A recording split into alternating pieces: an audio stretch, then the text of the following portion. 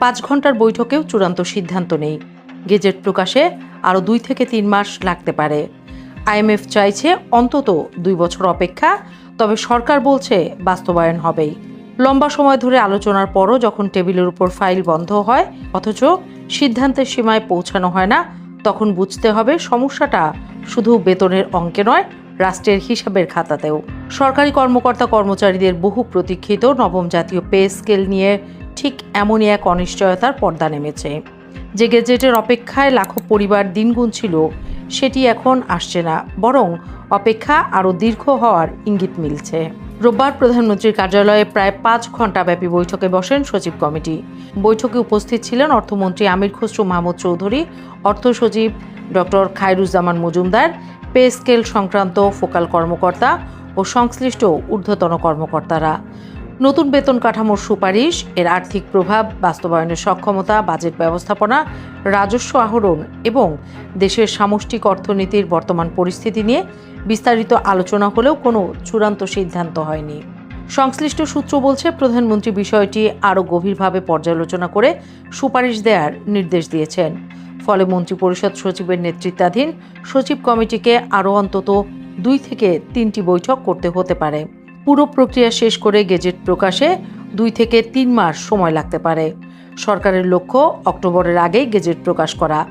তবে এই পুরো আলোচনার পেছনে সবচেয়ে বড় ছায়া আন্তর্জাতিক মুদ্রা তহবিল আইএমএফ। অর্থ মন্ত্রণালয়ের সূত্র জানায়, সম্প্রতি ঢাকা সফরকারী আইএমএফ প্রতিনিধি দল নতুন পে স্কেল অন্তত 2 বছর পিছিয়ে দেওয়ার পরামর্শ দিয়েছে। তাদের যুক্তি, বর্তমান অর্থনৈতিক বাস্তবতায় নতুন বেতন কাঠামো কার্যকর হলে সরকারের বার্ষিক ব্যয় উল্লেখযোগ্যভাবে বেড়ে যাবে।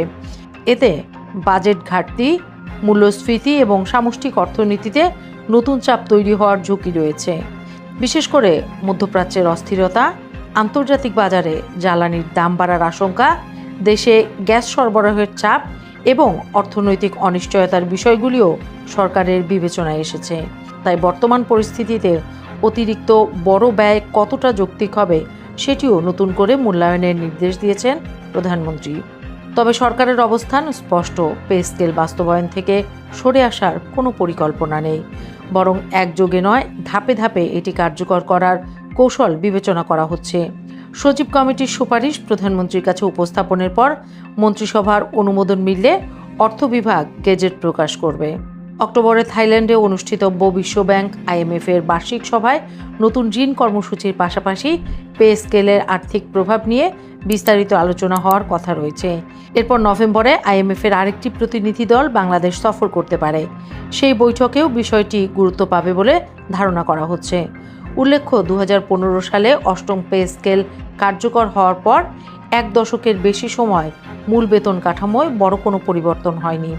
এ সময়ে মূল্যস্ফীতি ও জীবনযাত্রার ব্যয় উল্লেখযোগ্যভাবে বেড়ে যাওয়ায় সরকারি চাকরিজীবীদের দীর্ঘদিনের দাবি ছিল নতুন পে স্কেল। নতুন কাঠামো কার্যকর হলে প্রায় 15 লাখ সরকারি কর্মকর্তা কর্মচারী এবং কয়েক লাখ পেনশনভোগী বাড়ি ভাড়া, চিকিৎসা ভাতা সহ বিভিন্ন সুবিধার আওতায় আসবেন। কিন্তু আপাতত সেই স্বস্তির গেজেট এখনও কাগজে ওঠেনি।